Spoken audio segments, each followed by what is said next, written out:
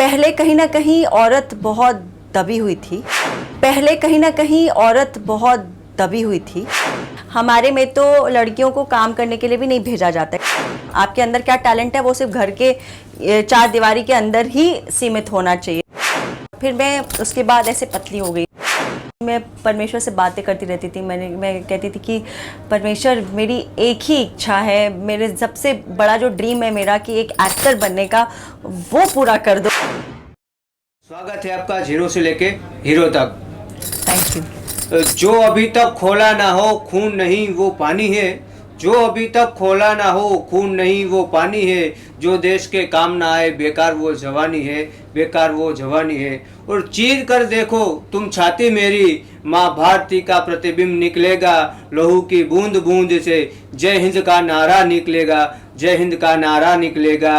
Republic day की शुभकामनाएं। और आज हम बात करेंगे जसविंदर मैम से, जिन्होंने वो रावड़ी राठौड़ और रेडी जैसी महान फिल्मों में काम किया है। और अभी जो हमने देखी थी उनसे खास इंटरव्यू इसलिए कर रहे हैं हम कि जो 17 साल जो उनकी वेब सीरीज आई थी और उसमें जो देश प्रेम दिखाया गया कि देश के लिए लोग क्या क्या करते हैं, तो उसमें उन्होंने लीड ए मदर का रोल किया है। तो आज की जनरेशन के लिए ये बहुत ज़रूरी है अभी जो देशभक्ति है। तो उसके बारे में आज हम मैम से बात करेंगे और उनके जीवन के बारे में भी हम जानेंगे और कैसा है उनका देश प्रेम, ये भी हम आज के एपिसोड में जानेंगे। तो पहले तो मैं मैम से बोलता हूं कि अपना 17 साल की जो बात है उनका कैसा अनुभव और देश प्रेम के बारे में थोड़ी बात करेंगे। Sure sure sure. तो 17 साल बहुत वंडरफुल एक्सपीरियंस रहा मेरे लिए, क्योंकि पहली बात ये एक ऐसा रोल था जिसमें कि एक ब्रेव वुमन का जो कैरेक्टर था जो मुझे प्ले करना था, जो कि देशभक्त है। हाँ, तो वो करने को मौका मिला। It was historical. एक तो इसलिए भी मुझे बहुत ज़्यादा खुशी हुई ये करके, और all together the experience was fantastic. बहुत कुछ सीखने को मिला मुझे। और मुझे पहली बात है कि 36 साल के बारे में हम लोग ज़्यादा जानते नहीं हैं, तो एक तरीके से हमको उनके बारे में जो क्या बोलते हैं अनसंग हीरोज़, जिनके बारे में लोग जानते नहीं हैं, जिन्होंने इतने महान काम किए, कहीं ना कहीं उनकी स्टोरीज़ लोगों तक पहुँची नहीं है। तो थ्रू दिस शो बहुत लोगों को उनकी 17 साल के बारे में पता चला कि वो कौन थे, उन्होंने देश के लिए क्या क्या किया और कितने ब्रेव थे वो। और उनकी मदर का कैरेक्टर मैंने प्ले किया, जो कि शुरू से उसे तैयार कर रही थी मुग़लों के ख़िलाफ़, अपने देश के लिए लड़ने के लिए। और देश प्रेम में उन्होंने अपनी जान भी दे दी, दोनों हस्बैंड और वाइफ ने। और बच्चे को कैसे कैसे करके बचा के उन्होंने भेजा था और उसे प्रिपेयर किया था कि तुम्हें आगे देश के लिए ही लड़ना है। तो वो जो देश प्रेम है जो हम देखते हैं एक्चुअली इन स्टोरीज़ में, जो देखते हैं, जो लोगों ने एक्चुअली देश के लिए अपनी जान दी है, ऐसा विच इज़ वेरी, अभी मैं ये कहूँगी कि थोड़ा कहीं ना कहीं हमारे अभी कम हो गया है लोगों में, जो कि थोड़ी सी अफसोस की बात है। कहीं ना कहीं लोग अपने बारे में ज़्यादा सोचने लगे हैं। हमें एक्चुअली देश को बढ़ाना है, हमें देश को देश के लिए मतलब देश को हम चाहते हैं कि वो प्रोग्रेस करे, तो हमें उसके लिए एक साथ काम करना है। हम अलग अलग सिर्फ अपने बारे में ही सोचेंगे तो फिर हमारा देश कहीं ना कहीं उसका इंटरेस्ट रह जाएगा। तो हमें मैं ये कहना चाहती हूँ कि इंडिविजुअली हर कोई देश के बारे में सोचे कि हम अपनी देश को कैसे आगे बढ़ा सकते हैं। जो कर रहे हैं, क्या हम अपने देश की बेनिफिट के लिए कर रहे हैं। और अगर हर कोई ये सोचेगा तो करप्शन नहीं रहेगा, जो ये जात पात के कारण जो आज डिवीज़न हो गया वो नहीं रहेगा। हमें कहीं ना कहीं इसे ख़त्म करना है। So that is very important. अपने सही बात की देश के लिए, और शायद आपके जीवन में भी होगा। हम जब भी वो भारत माँ की एक जो छवि देखते हैं, तो जब भी 17 साल मैंने देखा तो वो अब भारत माँ की छवि में आप ही दिखाई देते हैं मेरे को।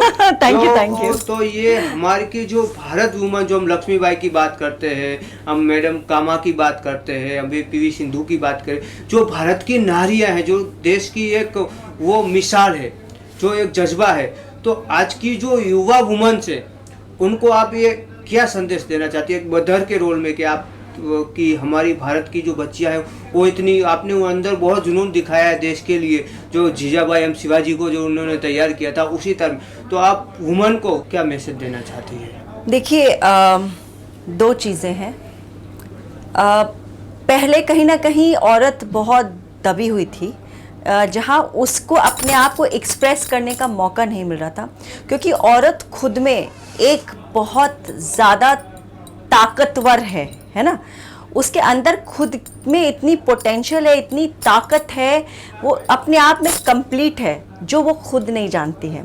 उसे कहीं ना कहीं फॉर जनरेशंस, है ना, उसे कहीं ना कहीं दबाया गया है, उसे अपने आप की ताकत पता ही नहीं चली है। पर इन जो औरतों ने जो कमाल किया वो इसलिए किया क्योंकि वो जान चुकी थी कि ये हमारी ताकत है। उन्हें वो एहसास दिलाया गया कि वो कर सकती हैं, उनकी वैसी ट्रेनिंग हुई तभी वो कर पाई। तो वो अकेले एक दिन सोचेगी कि नहीं मैं ताकतवर हूँ, ऐसा नहीं होगा। It's a process, everything is a process. जैसे कहते हैं ना, बीज डालते हैं तो उसके बाद वो छोटा सा पहले पौधा होता है, फिर उसको अच्छे से आप नर्चर करते हैं तो वो पेड़ बनता है। तो औरत हो या मर्द हो, कोई भी बच्चा जब वो पैदा होता है, आप या तो उसके सेल्फ एस्टीम को क्रश कर सकते हैं या तो उसको इतना स्ट्रांग बना सकते हैं कि वो बड़ा बरगद का पेड़ बनता है। तो वो दोनों चीज़ दोनों जगह अप्लाई करता है। मैं सॉरी, मैं खाली एक औरत की बात नहीं कर रही हूँ, मैं इसमें एक और मैसेज इसलिए डालना चाह रही हूँ। कहीं ना कहीं एज पेरेंट्स हम लोग ये भूल जाते हैं। ये ज़्यादातर छोटे शहरों में या गांव में ज़्यादा होता है कि जहाँ पे लड़कियों के जो राइट्स हैं लड़कों के कंपैरिजन में बहुत उनके दबाए हुए हैं। उन्हें कहा जाता है कि नहीं तुम इसी लायक हो, तो वो शुरू से उनकी जो माइंड में वो फीड किया जाता है कि तुम इससे ज़्यादा बढ़ नहीं सकती हो, तुम इसी लायक हो, तुम इस मतलब इतना ज़्यादा आगे बढ़ने की कोशिश मत करो। तो वो जब आपको फीड किया जाता है सबकॉन्शियसली उसके दिमाग में वो बैठता है, तो इसीलिए वो उतना ही कर पाती है। वो वही मैंने कहा, वो दोनों के ऊपर अप्लाई होता है। तो जैसे अगर आप औरत को ऐसा करोगे तो फिर वो अपने पोटेंशियल को नहीं पूरी तरीके से कर पाएगी, she won't be able to achieve her full potential. तो इसीलिए ज़रूरी है कि मैं ये सब पेरेंट्स को बोलना चाहूँगी कि आपकी लड़कियां कम नहीं है, ये मत समझिए। और अगर वो जहाँ रॉन्ग डायरेक्शन में जा रही है तो कहीं ना कहीं वो भी भटक गई हैं। उन्हें ये पता ही नहीं है कि उनके अंदर इतनी ताकत है कि वो किसी हाथ के खिलौना नहीं है। औरत किसी के हाथ का खिलौना नहीं, वो अपने आप में एक बहुत बड़ी ताकत है। तो उसको आप पहचानिए, अपनी डिग्निटी और रिस्पेक्ट को पहचानिए कि आप जो हैं वो आप हैं, और जो आप चाहेंगे आपको ऊपर वाला वही देता है। और कहीं ना कहीं ऊपर वाले की मर्जी से आप खिलाफ जाने की कोशिश करते हैं, क्योंकि आप कहीं अपने आप को कमज़ोर समझते हैं, तो आप लोगों के इशारों पे चीज़ें करते हैं, तो वो ज़रूरी नहीं है करना। तो आप अपने आप की पोटेंशियल को पहचानिए। और पेरेंट्स प्लीज़ अपनी लड़कियों को खासकर सपोर्ट कीजिए, उन्हें नर्चर कीजिए, उन्हें सिखाइए, पढ़ाइए। और जैसे कि जैसे कि इन्होंने कहा कि बाकी जो पीवी सिंधु हैं या बाकी जो प्लेयर्स वगैरह हुए हैं या जो भी औरतों ने आज जो कमाल किया, क्योंकि कहीं ना कहीं उनके पेरेंट्स का बहुत सारा सपोर्ट था। तो हमें भी सपोर्ट करना है अपनी लड़कियों को। कलाम जी कहते थे कि सपना देखो पर सपना ऐसा देखो जो अपनी नींद उड़ा दे। राइट। तो आपके जीवन में आपको ऐसा कब लगा कि मेरे को नहीं हीरोइन बनना है और ये मंजिल तक मेरे को पहुंचना है? एक्चुअली कहते हैं ना कि पढ़ने में ही क्या बच्चों के पाँव से ही पता चल जाता है कि वो किस कदम पे चलने वाला है। तो बचपन से ही हमें बहुत शौक़ था। मुझे मम्मी बताती हैं, मम्मी पापा या मेरी जो दादी वगैरह सब हमें बताते थे कि मैं हमेशा जब भी मम्मी मूवी वगैरह लेकर जाते थे देखने के लिए, तो मैं इतनी छोटी सी थी, 2 साल की 3 साल की, मैं जैसे डांस होता था तो मैं भी ऐसे हाव भाव करती थी, फिर गोद से उतर जाती थी और डांस करने लगती थी थिएटर में। और फिर उसके बाद जैसे जैसे मैं बढ़ती गई तो मुझे डांस की तरफ, मुझे एक्टिंग की तरफ बहुत शौक था। मैं हमेशा मिरर के सामने खड़े होकर एक्सप्रेशंस देती रहती थी। लेकिन कहीं ना कहीं हाँ, क्योंकि हम भी छोटे शहर से थे, सरदार फैमिली, वैसे भी बहुत कंजर्वेटिव फैमिली है हमारी, तो हमें अगेन औरतों को, खैर वो एक तरीके से उनको बचाना चाह रहे थे, क्योंकि शायद इंडस्ट्री के उनको लगता था कि खराब हो जाती हैं लड़कियां या फिर अच्छी नहीं है लड़कियों के लिए, तो वो नहीं चाहते थे कि उनकी लड़कियां इंडस्ट्री में जाए। खैर इंडस्ट्री तो एक एक्सट्रीम बात हो गई, हमारे में तो लड़कियों को काम करने के लिए भी नहीं भेजा जाता है, कहीं ना कहीं उनको घर में ही रखा जाता है। आप कितने भी आप टैलेंटेड हो, कितने भी पोटेंशियल हो आप में, आपको घर में बच्चे ही पालने हैं, शादी करके सब्जियां ही काटनी है, रोटी बनानी है, बस यही है आपका काम। आपके अंदर क्या टैलेंट है वो सिर्फ घर के चार दीवारी के अंदर ही सीमित होना चाहिए। तो ये सब उनका था। लेकिन कहीं ना कहीं मेरी मम्मी वो थी, उनको डॉक्टर बनना था, उन्हें नहीं अलाउ किया गया। फिर जब मैंने बोला कि मुझे करियर बनाना है तो मम्मी ने परमिशन दी कि चलो तुम, हाँ एक्टिंग के लिए तो मना कर दिया था, लेकिन मेरे दिमाग में था कि चलो एक्टिंग नहीं तो मैं एक्टिंग से कनेक्टेड ज़रूर रहूँगी, इंडस्ट्री से कनेक्टेड रहूँगी, तो मैं एज अ डिज़ाइनर कनेक्टेड रहूँगी। तो फिर मैंने डिज़ाइनिंग का कोर्स किया, बॉम्बे आई। मुझे कहीं ना कहीं बॉम्बे आना था, मुझे लगता था ऐसे दिल में था, ये आपने बोला कि सपने होश उड़ा देता था, तो मेरे हमेशा मैं वो सपने देखती रहती थी कि मैं बॉम्बे जाऊंगी, मैं बॉम्बे में इंडस्ट्री में काम करूंगी। वही आप मैनिफेस्ट कर लेते हो, जो कि जो आप सोचते हो वही होता है। तो मैं कहीं ना कहीं एज अ डिज़ाइनर फिर मैंने अपने आप को ट्रेन किया, फिर मैंने एज अ असिस्टेंट काम किया, फिर वहीं पे मुझे मौका मिला तो मैंने थोड़ी मॉडलिंग की। फिर इनफैक्ट मेरी शादी हो गई थी, फिर उसके बाद मेरा फर्स्ट बेबी भी हुआ। तो कहीं ना कहीं मुझे वो अपना डिज़ाइनिंग का करियर बीच में रोकना पड़ा, क्योंकि मैं बच्चों के ऊपर ध्यान देना और फिर डिज़ाइनिंग भी करना वो थोड़ा मुश्किल हो रहा था मेरे लिए, क्योंकि मैं अकेले सब मैनेज कर रही थी।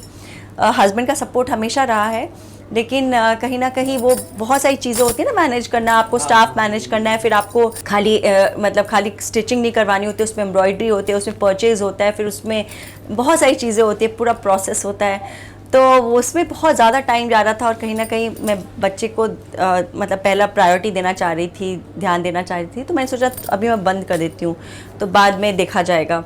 तो फिर मैंने थोड़ा ब्रेक लिया, फिर मैंने सोचा कुछ तो करना चाहिए। फिर मुझे उस समय जब मेरा बेबी हुआ था तो मेरा वज़न बहुत बढ़ गया था। फिर मैं उसके बाद ऐसे पतली हो गई, मुझे लगा नहीं बहुत ज़्यादा हो गया, मुझे अभी थोड़ा स्लिम होना है।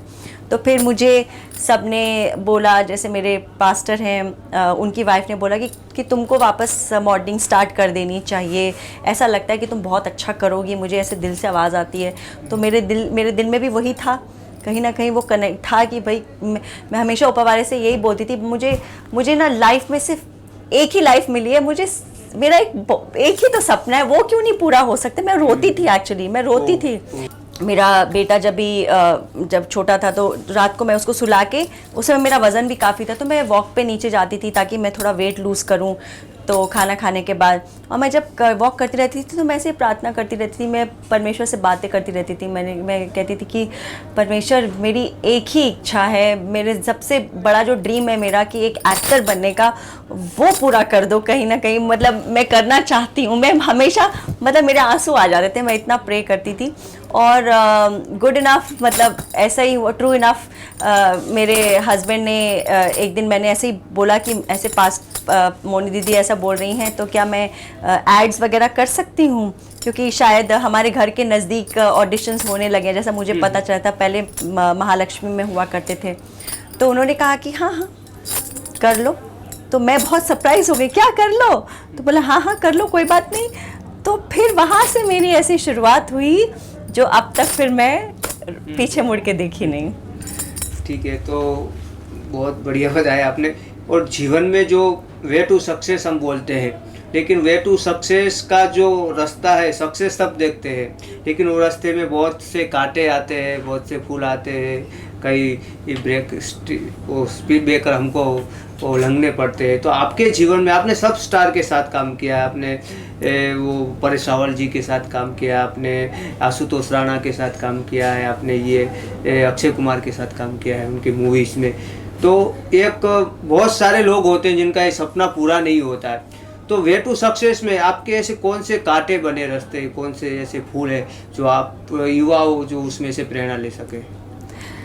एक्चुअली हर्डल्स तो डेफिनेटली आए। स्टार्टिंग में जब मैंने स्टार्ट किया था तो ऐसे नहीं कि मुझे भर भर के काम मिलने लगा था, उसमें भी मुझे हिंड्रेंसेस हुई थी। पहले तो ऑडिशंस पे जाती थी तो क्या था कि लोग चेंज हो गए थे। जब मैंने स्टार्टिंग में जब मैंने मॉडलिंग की थी थोड़े समय के लिए, बहुत ही कम समय के लिए, लेकिन उसमें अलग प्रोडक्शन हाउसेस थे, लोग अलग थे। उसके बाद जब कट्टू 8-10 साल के बाद वापस ट्राई करने लगे, तो मुझे एक नए सिरे से शुरू करना था। उस समय सब कुछ अलग था, अभी थोड़ा सिस्टम ही पूरा चेंज हो गया था, स्टाइल चेंज हो गया था, लोग चेंज हो गए थे, प्रोडक्शन हाउसेस नए आ गए थे। तो मुझे सब कुछ पहली बात है सीखना पड़ा, मुझे शुरू से मतलब स्क्रैच से सीखना पड़ा, एक एक चीज़ को समझना पड़ा। और मैंने ट्रेनिंग ली नहीं थी एज एन एक्टर, तो मुझे फिर अपने आप को ट्रेन भी करना पड़ा। ओके और उसके अलावा कई बार रिजेक्शंस मुझे आए, क्योंकि मैं जब ऑडिशंस पे जाती थी तो कुछ लोगों की आदत थी, ऐसे बहुत सारे कास्टिंग डायरेक्टर्स की भी आदत है, कोई अगर उन्होंने लिमिटेड लोगों को बुलाया है तो कोई आके पूछ ले कि भाई if there is anything for me let me know, no no no you don't fit the bill, you know no no, ऐसा होता है, ऐसा होता ही है। और आज भी अगर जैसे सब कुछ खुल जाएगा, ऑडिशंस होंगे, तो शायद नए न्यू कमर्स को सेम चीज़ें फेस करनी पड़ेंगी। लेकिन by the grace of God बहुत जल्दी ही मुझे एड्स, मतलब एक डेढ़ महीने में एक आध ऐड मिलने लगे। तो जब मिलने लगे तो फिर थोड़े थोड़े लोगों को मालूम पड़ने लगा, जब उन्होंने मेरी एड्स देखी, अच्छा ये वो है, तो थोड़ी थोड़ी एक्सेप्टेंस हुई। उसके अलावा फिर अब जब मैं सीरियल करना चाह रही थी, तो सीरियल में भी जो बाकी जो को एक्टर्स हैं उनकी एक्सेप्टेंस नहीं थी। कहीं ना कहीं मुझे लगता है, जैसे मैं सोचती हूँ कि कोई न्यू कमर है तो उनको मैं बहुत ज़्यादा बहुत पॉजिटिवली लेती हूँ कि नहीं, शायद उन्हें नहीं आता है, उनको उन्हें सीखने की ज़रूरत है। तो एक थोड़ा वो रहता है मेरा उनकी तरफ, थोड़ा मतलब एक्सेप्टेंस रहती है। लेकिन हर कोई एक्सेप्ट नहीं करता है, कहीं आप घबरा जाते हो, फंबल कर जाते हो, क्योंकि आप नए नए चेहरों के साथ काम कर रहे हो, बड़े बड़े एक्टर्स के साथ, क्योंकि उनको आपने टीवी में देखा और अचानक आप काम कर रहे हो, तो कहीं आप नर्वस हो जाते हो। तो फिर वहाँ पे फिर ग्रुपिज़म, फिर वहाँ पे फिर आपको लगता है आप साइड लाइन हो गए हो। तो ये सब चीज़ें बहुत आएंगी, मैं कहती हूँ सिर्फ मैं नहीं, बहुत सबने ये सब चीज़ें देखी होंगी, लेकिन उससे घबराना नहीं चाहिए। It's a part and parcel of learning. तो उससे आप क्या सीखते हो, आप अपने आप के ऊपर काम करो और अच्छा करो, ये ज़्यादा ज़रूरी है। तो उसमें जितना कुछ भी मेरे लाइफ में हिंड्रेंसेस आए हैं टुवर्ड्स द जर्नी, मैंने हर चीज़ में से कुछ ना कुछ सीखने की कोशिश की है कि मैं इसमें और बेहतर क्या कर सकती हूँ, मैं इसमें और क्या अच्छा कर सकती हूँ। तो वो मेरे को आज हेल्प किया है। और मैं जब एज अ डिज़ाइनर काम कर रही थी, तब भी जो मैंने एटीट्यूड जो एक्टर्स का देखा था, बहुत एरोगेंट होते थे वो लोग, बहुत ही बदतमीज़ी से भी बात करते थे, क्योंकि मैं डिज़ाइनर थी। और थोड़ा ये भी था कि मैं डिज़ाइनर थी और मतलब like if people were giving me attention, so they were like, थोड़ा एक वो भी हो जाता था कि अरे ये तो डिज़ाइनर्स को बड़ा अटेंशन मिलता है। तो वो मैंने बहुत कुछ उन लोगों की जो है चीज़ें सही हैं। तो फिर मैंने सोचा था कि नहीं, जब मैं एक्टर बनूंगी ना, मैं हमेशा दिमाग में रखती थी, जब मैं एक्टर बनूंगी ना तो मैं सबको बहुत अच्छे से ट्रीट करूंगी, वो स्पॉट बॉय हो या कोई डिज़ाइनर हो या कोई भी हो, मैं अपना एटीट्यूड बहुत अच्छा रखूंगी, बहुत पॉजिटिव और बहुत प्यार से उनके साथ काम करूंगी, ताकि जो मैंने फील किया वो कोई फील ना करे। क्योंकि after all everybody is working, तो everybody is working, they are doing their job. हर कोई एक्टर नहीं बन सकता, हर कोई डिज़ाइनर नहीं बन सकता। अगर आज ऊपर वाले ने आपको इस पोजीशन पे पहुंचाया, तो आपका तो और वो बनता है कि आप रिस्पेक्ट करो, क्योंकि आप वहाँ से तो यहाँ आए हो। तो जो वहाँ पे उनको आप रिस्पेक्ट करो, वो बहुत ज़रूरी है। तो बस ऐसे ही थोड़ी थोड़ी हिंड्रेंसेस आई। कुछ हाँ ये भी था कि मुझे अभी मतलब बहुत सारे प्रोडक्शन हाउसेस का भी पता नहीं चलता था, बहुत ज़्यादा लोगों से सपोर्ट नहीं मिला कि मुझे कोई बताए कि इधर जाना है, उधर ऑडिशंस करना है, वैसा कुछ नहीं होता था। तो जो भी काम आया आ गया, तो बस काम कर लिया। तो मतलब बहुत धीरे धीरे अपने आप को पुश कर करके मैं आगे बढ़ी हूँ। तो ऐसा कोई सपोर्ट नहीं था, खुद ही जो किया है मैंने।